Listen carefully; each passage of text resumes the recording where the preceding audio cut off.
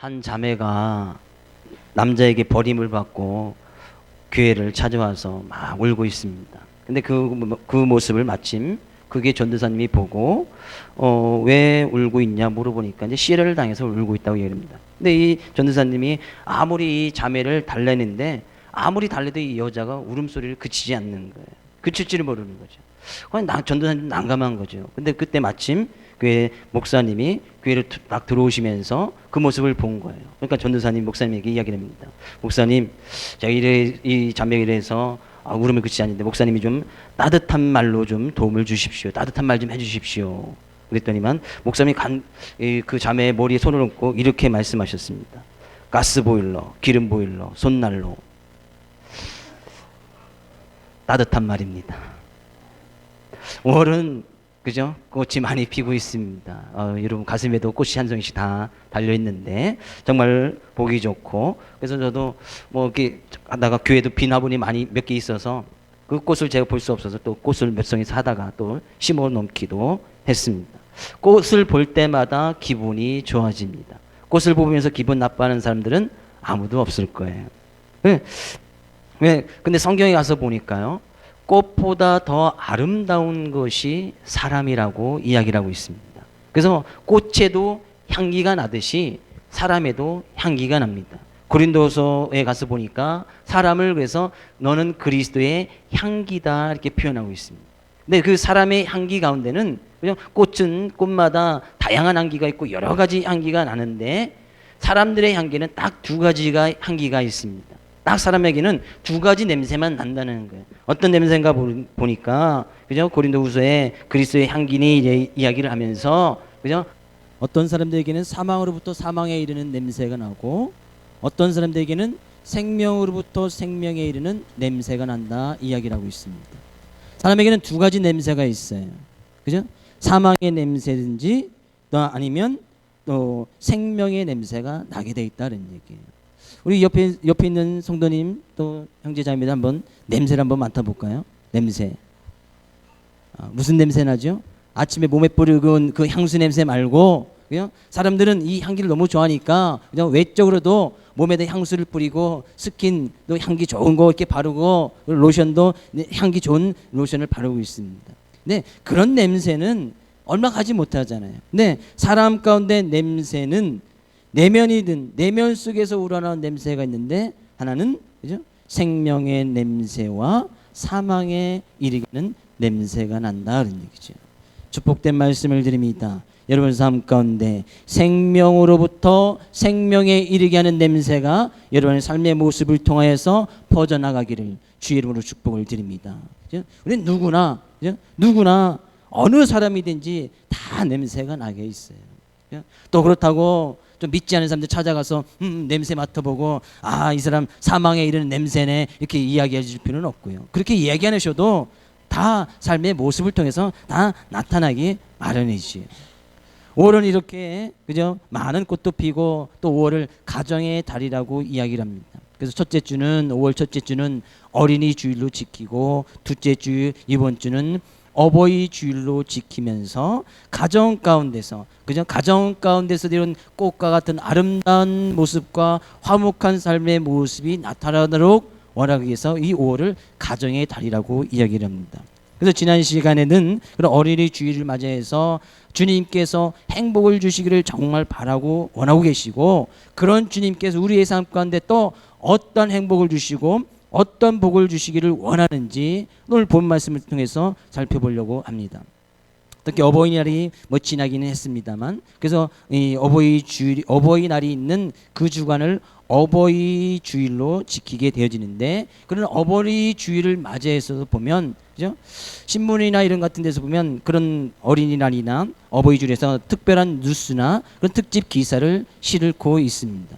근데 그런 뉴스나 기사를 볼 때 대부분이 우울한 기사만 실려져 있는 것을 보게 되어집니다.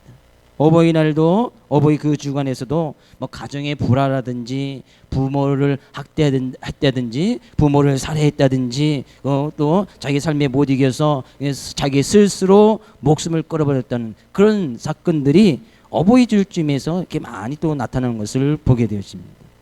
저는 특히 이 어버이 주일을 맞이해서 가정 가운데 성경에 가서 보니까 하나님께서도 가정 가운데 주시고자 하는 놀라운 복이 있더라고요. 그 복들이 여러분 생각 다 이루어지기를 원하면서 오늘 본 말씀을 살펴보도록 하겠습니다. 사람들은 누구나 다 인간이 사람들에게 다 행복하기를 소원하고 있습니다. 그래서 우리 이전부터 벌써 우리나라에서도 뭐 중국의 영향이 있었습니다만 오복이라는 것이 있었어요. 5가지 복, 그죠? 5가지 복을 간절히 바랬다는 거예요. 첫 번째 복은 그죠? 뭐예요? 수, 그죠? 일할 수에서 오래 사는 것. 이것은 세계 모든 사람들의 공통된 염원이기도 하지요. 오래 사는 것. 그죠? 축복된 말씀을 드립니다. 여러분 오래오래 살 수 있기를 주의 이름으로 축복을 드립니다. 예? 또 두 번째 부는요. 사람들이 속하는 오복 중에 두 번째 복은 이왈 부라고 해서 그죠? 부자가 되는 것, 그죠? 소원하지요. 사람이 누구나 다 그죠? 불편하지 않을 만큼의 재산 다 사람들은 원하고 있다는 얘기예요. 세 번째는 강령의 복, 강은 육체적인 건강을 이야기하고 영은 정신적인 건강을 이야기합니다. 육체적으로도 정신적으로도 모두 편안하고 건강한 것을 사람은 복 가운데 하나라고 생각을 했습니다. 네 번째는 유호덕. 유호덕은 뭐예요? 남에게 선행을 베풀어 덕을 쌓는 것, 이것이 유호덕이었습니다. 그래서 남에게도 그죠? 놀부처럼 자기만 알고 자기만 잘 먹고 사는 그런 부자가 되는 것이 아니라 좀 선행을 베풀고 덕을 쌓는 것, 이것도 복 중에 하나라고 생각했습니다. 다섯 번째는 고종명, 그죠? 편안하게 죽음을 맞이하는 것. 오래 사는 것도 중요하지만 죽음을 잘 맞이하는 것도 복 중에 하나라고 생각을 해서 이 복을 사람들이 간절히 바라고 원했다는 것이죠. 근데 요즘의 현대인들은 생각하는 복이 또 다릅니다. 근데 다르지만 대부분 비슷해요. 현대인이 생각하는 오복을 설문조사에서 쭉 뽑아놨다면 5가지를 이렇게 현대인들이 이렇게 원하고 있습니다. 건강한 몸, 두 번째는 서로 아끼면서 지내는 배우자, 세 번째는 자식에게 손을 안 벌려도 될 만큼에 대한 재산, 네 번째는 생활 리듬과 삶의 보람을 가질 수 있는 적당한 일거리, 다섯 번째는 나를 알아주는 참된 친구가 있는 것. 현대인들의 복은 이렇게 5가지를 얘기해요. 거의 비슷하죠. 그죠? 건강한 거 비슷하지. 오래 사는 거. 그죠? 서로 아끼면서 잘 지내지는 배우자 있는 거. 그것도 복이라고 생각하죠. 자식에게 손을 안 뻗을 만한 그런 재산이 있는 건 복이라고 생각을 하는 거예요. 근데 성경에도 우리에게 진정한 복이 무엇인지를 이야기를 하고 있어요. 성경에서도 그런 복을 이야기하고 있다는 거예요. 그러면 세상 사람들이 원하는 그 복하고 성경에서 말하는 복하고 거의 비슷합니다. 그죠? 한번 살펴볼까요? 오늘 시편 128편에도 5가지 복을 이야기를 하고 있습니다. 그죠? 정말로 저는 이 성경에서 말하는 복이 하나님을 믿고 나가는 모든 백성들에게 자녀들에게 주시고자 하는 하나님의 복이기 때문에 여러분 삶 가운데 그대로 있어지기를 원하고요. 첫 번째 복을 살펴보니까요. 2절 말씀 가서 보겠습니다. 2절 말씀. 내가 내 손이 수고한 대로 먹을 것이라 내가 복되고 형통하리로다. 복되고 형통한 게 뭐래요? 수고한 대로 먹는 것. 이것은 성경이 시편이 128편의 첫 번째 복이라고 이야기를 하고 있습니다. 내가 수고했는데 내가 수고한 만큼 거둬들이고 먹을 수 있다는 거, 이거 정말 복이라는 거예요. 그러니까 내가 수고를 하려니까 그만큼 건강도 있어야 되고 또 내가 그만큼 수고를 해야 되니까 그만큼 힘도 있어야 될 뿐만 아니라, 그죠? 내가 또 이렇게 수고한데 그것에 대한 어떤 결실이 맺혀지고 그것을 먹을 수 있다는 거, 정말 복이라는 거예요. 그러면 그것을 반대로 생각해 보면 내가 수고하지도 않았는데 막 어떤 벌어들이는 것이 있다? 그건 복이 아니라는 것이죠. 사람들은 그런 것을 많이 요행을 바라고 그런 것을 바랍니다. 그래서 뭐 지금 요즘 수고 없이 돈을 벌 수 있는 로또를 한다든지 어떤 뭐 경마장에 간다든지 경륜을 간다든지 해서 거기에 투자를 해서 수십 배 수백 배를 벌어들일 수 있다고 생각하는 그런 요행심에서 사람들이 복권을 긁고 하는 것을 보게 되어집니다. 행여나 그렇게 만약에 로또를 해서 자기의 수고 없이 딱, 이것도 수고라고 하면 수고로 할까요? 복권 긋느냐고. 아니면 토요일날 그 시간, 토요일날 그 시간, 로또 시간 맞춰주는 그 시간 지켜보느냐고, 그것도 수고라고 생각한다면 수고일 수 있겠습니다만, 아무런 수고 없이 그 로또에 당첨됐던, 그죠? 제가 말씀드렸죠. 로또 당첨 1등 당첨된 가정의 46%가 가정이 깨어지고 이혼을 했습니다. 1등 당첨된 사람들의 46% 거의 반이지요. 가정이 불화가 나고 가정이 서로 이혼했다는 거예요. 아예 당첨되면 당첨금에 얼마 일부를 떼내주고 자기는 이혼할 것이라고 이렇게 이야기하는 사람도 있습니다. 정말 복인가요? 자기가 수고하지 않았는데도 수십억, 수백억을 딱 벌어들였다면 그건 절대 복이 아니라는 거예요. 절대 복이 될 수가 없다는 거예요. 그래서 성경은 이야기를 하고 있는 거예요. 내가 수고한 만큼 땀을 흘려서 노동의 대가를 지불해서 거기에 결실이 맺어서 내가 그 결실을 먹을 수 있는 것, 그것이 정말 복이다, 그런 얘기예요. 정말 복이라는 거예요. 그러니까 절대로 성경에서 또 벗어나는 그런 유행이나 그런 사행심에 따라서 로또를 한다거나 복권을 긋는다거나 경마장, 경륜장에 가서 어떤 것을 유행을 바라는 그런 행위는 절대 하지 말아야 할 것입니다. 행위나 그래서 됐다고 칩시다. 1등 됐다고 하십시다. 그럼 11조 절대 교회에다 바치지 마십시오. 그냥 몰래 그냥 물 건너가서 미국 가서 사시든지, 우리나라 땅에 있으면 제가 계속 전화할 거니까 오라고, 교회 오라고. 절대 그것은 복이 아니에요. 성경 그걸 복이라고 이야기한 것이 한 군데도 없어요. 오죽했으면 그것이 하나님의 은혜고 복이어서 잠언서에 가서 보면 아굴이라는 사람은 하나님께 이렇게 기도를 합니다. 한번 볼까요? 잠언서 30장 7절 9절 말씀 함께 읽어보겠습니다. 내가 두 가지를 주께 구하였사오니 내가 죽기 전에 내게 거절하지 마시옵소서. 곧 헛된 것과 거짓말을 내게서 멀리 하옵시며 나를 가난하게도 마옵시고 부하게도 마옵시고 오직 필요한 양식으로 나를 먹이시옵소서. 혹 내가 배불러서 하나님을 모른다 여호와가 누구냐 할까 하며 혹 내가 가난하여 도둑질하고 내 하나님의 이름을 욕되게 할까 두려워함이니이다. 잠언 30장은 아굴이라는 사람이 있었습니다. 근데 그 30장 쓴 그 가운데 그가 하나님께 간절히 기도했던 것이 두 가지가 있었는데, 하나는 헛된 것과 거짓말을 내게서 멀리 해달라고, 거짓말하지 말라는 그런 인생을 살게 해달라고 이야기를 했고, 두 번째 기도의 제목은요, 나를 가난하게도 마옵시고 부하게도 하지 말라고 이렇게 기도를 했습니다. 가난한 것도 싫고 부한 것도 싫다는 거예요. 적당한 것이 뭐예요? 필요한 양식으로 채워줄 수 있는, 그죠? 필요한 양식으로 자기가 먹을 수 있는 그 정도의 양.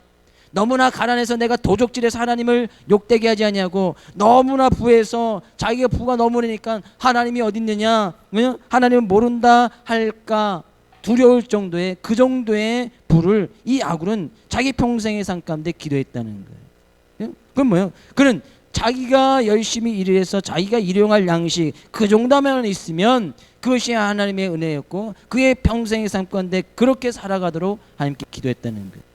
쓸데없는 유행, 부를 하나님께 달라고 기도하지 않았다는 거예요.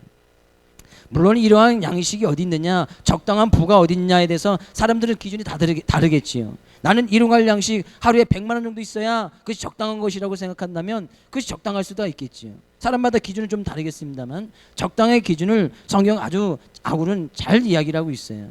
그죠? 너무 가난해서 도둑질하지 않을 정도, 내가 정말 도둑질하지 않으면 못 살겠구나, 그런 생각 안 들면 적당한 거예요. 일용할 양식이 있는 거, 그죠? 지금 냉장고에 딱 문을 열어서 먹을 것이 있다면 가장 적당하다 그런 얘기예요. 그죠? 그 정도 분을 다 갖고 계시잖아요. 그렇죠? 통계를 대해서 말씀 많이 드렸지 않습니까? 집이 있고 자동차가 있고 냉장고에 오늘 먹을 음식이 딱 들어있다면 세계 안에서 그죠? 10% 안에 들어가는 부를 소유하고 있는 분이라고. 여러분 다 집 있지요? 차 있지요? 청년들은 있는 사람도 있고 없는 사람도 있고, 냉장고 열면 오늘 먹을 양식이 있지요? 10% 안에 들어가는 부를 가지고 있다는 거예요. 세계적으로 따져보면 얼마나 부를 가지고 있습니까? 그러니까 우리는 적당한 수준 그 이상을 가지고 있는 거 아니겠습니까? 이것이 정말 복이라는 것이, 복이라는 걸 알아야 돼요. 근데 사람들은 우리나라에서 종교조사를 했습니다. 어느 정도 있어야 우리나라에서는 나는 정말 잘 살고 있다, 부하다고 생각을 할 수 있을까? 통계조사니까 우리나라에서는 10억 정도 있으면 부자라고 생각을 한답니다. 10억 정도. 여러분 다 10억 정도 이상 있으시잖아요. 그렇죠? 통장에 딱 찍으면 10억 정도 있으시잖아요. 없으세요? 저는 있는데 제 통장에 딱 찍으면 하나님 딱 찍혔기 때문에 그죠? 하나님이 가지고 있는 다 내 거니까 10억이 뭡니까 10억이 그죠? 수십억 아니 다 값으로 계산할 수 없지요. 그런 부를 가지고 있습니다. 얼마나 많은 부를 가지고 있습니까?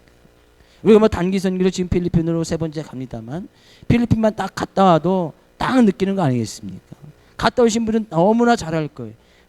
정말 못 산다. 정말 먹을 것이 없구나. 그들은요 그냥 밥 한 그릇에 생선 한 조각 최고의 반찬, 최고의 반찬. 예? 저희들이 만약에 가서 단기 선교 가서 그날 뭐 닭고기도 해주고 계란 후라이도 하나 얹어주고 그리고 뭐 거기다 생선도 하나 딱 튀겨주면 그날은 그 사람 잔칫날, 잔칫날. 그죠? 정말 최고의 음식. 자기의 평생의 상태 그렇게 앞으로 언젠가 또 먹어볼지도 모를 만한 그런 음식. 예? 겨우 그 정도예요. 계란 후라이 하나, 닭고기 튀김 하나, 그죠? 소세지 같은 거 딱 얹어주면 최고의 만찬을 누렸다고, 그죠? 정말 행복하다고 이야기를 하는 사람들이에요. 우리는 얼마나 많은 부를 가지고 있습니다. 그죠? 정말로 내가 수고하여서 먹을 것이 있다는 것, 그것이 정말 행복이고 복이라는 사실입니다. 이런 복이 여러분 삶 가운데 넘쳐나기를 주의 이름으로 축복을 드립니다. 복이 복인 것을 알 수 있는 귀한 눈이 띄어지고 귀한 귀가 열려지기를 다시 한번 주의 이름으로 축복을 드립니다. 두 번째 복은 성경에서 뭐라고 있습니까? 3절 가서 볼까요? 3절 말씀 같이 읽어보겠습니다. 본문 3절 말씀입니다. 내 집 안방에 있는 내 아내는 결실한 포도나무 같으며 내 식탁에 둘러앉은 자식들은 어린 감람나무 같으리로다. 뭐예요? 안방에 있는 내 아내와 자녀들에 대한 복을 이야기를 하고 있습니다. 안방이라는 것은 그죠? 안방이라는 것은 여기서 안방은 타인이 접근할 수 없는 아주 가장 중요한 곳, 가장 깊은 곳을 이야기를 합니다. 그러니까 이 안에 있는 집에 있는 아내 된 사람이 그죠? 바깥으로 함부로 막 나돌아다니지 아니하고 다른 남자 막 만나러 다니지 아니하고 바람 피고 외도하지 아니하는 그런 아내를 이야기하고 있는 거예요.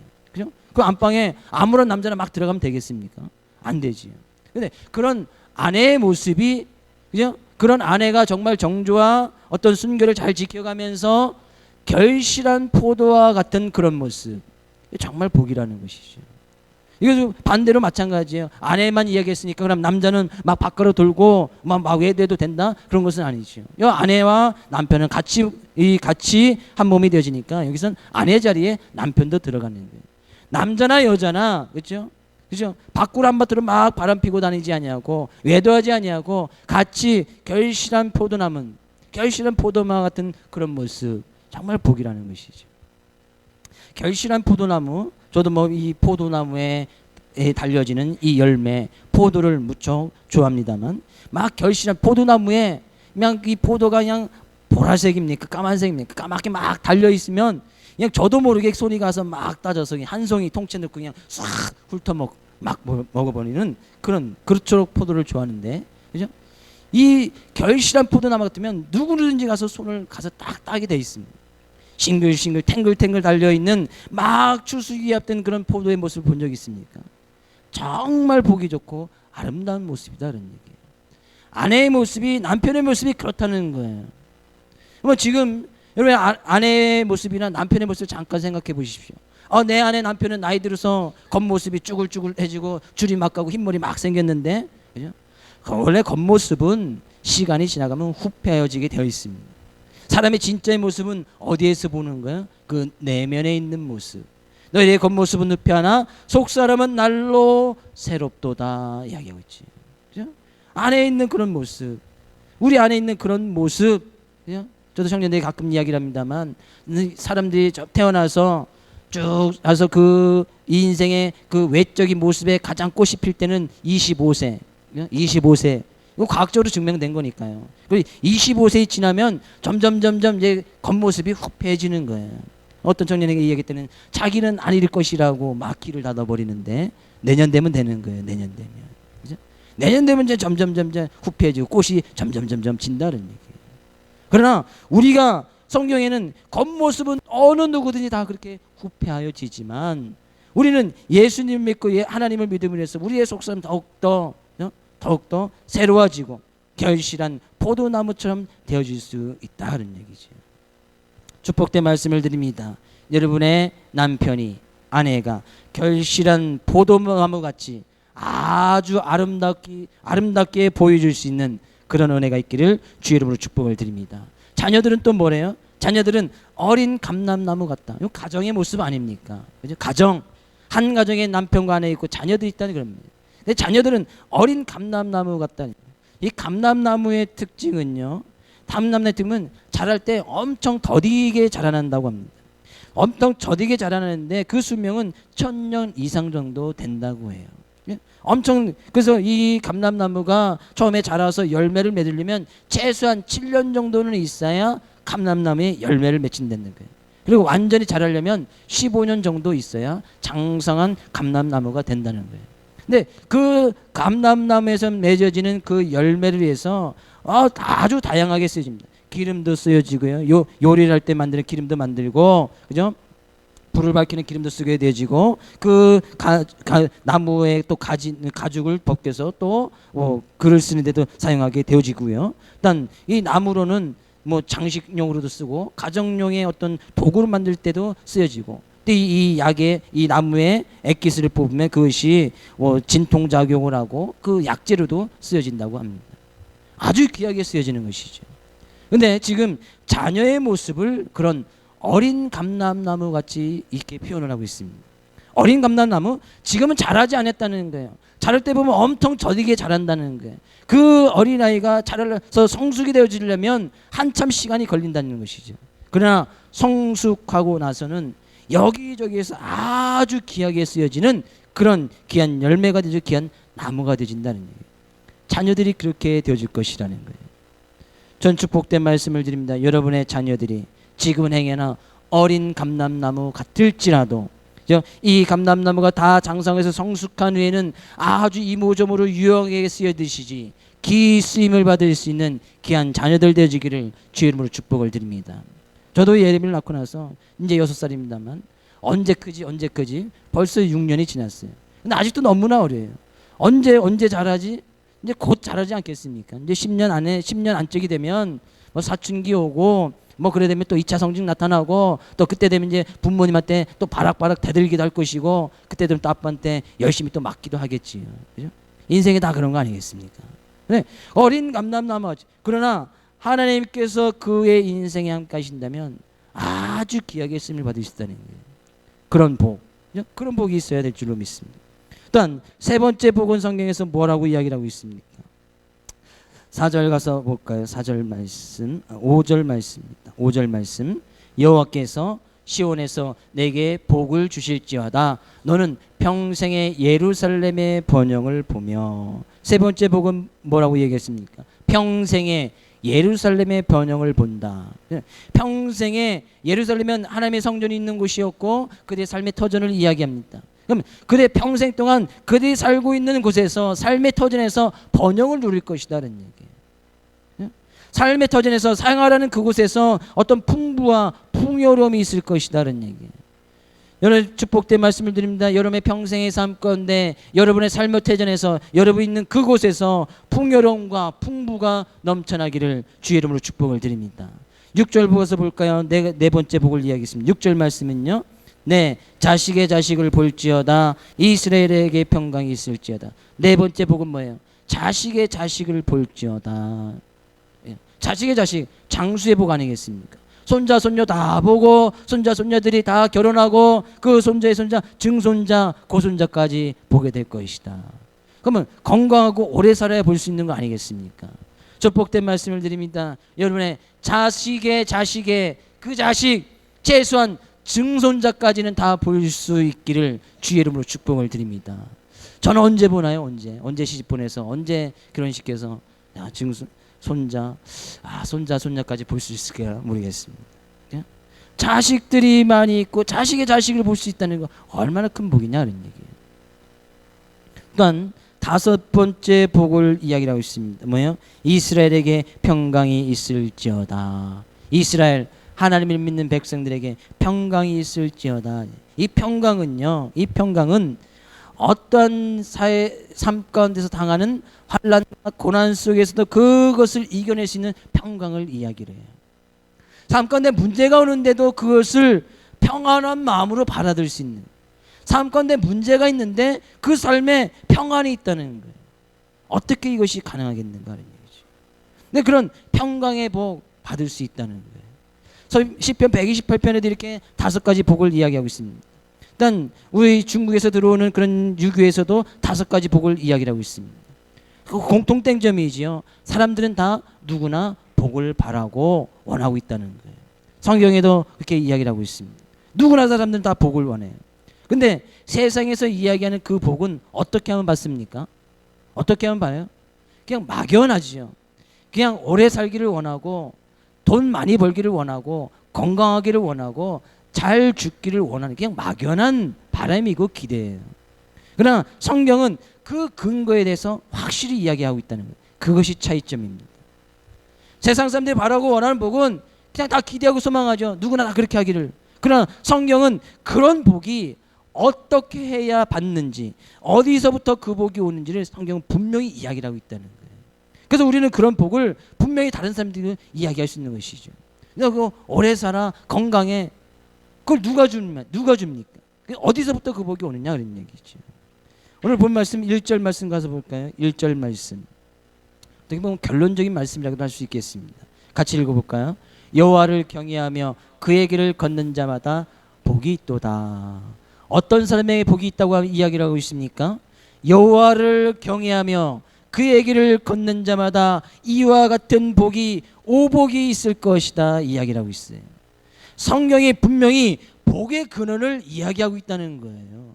세상 사람들은 막연히 기대하고 바라고 복 받기를 원하지만 어느 누가 주는지 그 복이 어디서부터 오는지 알지를 못해요.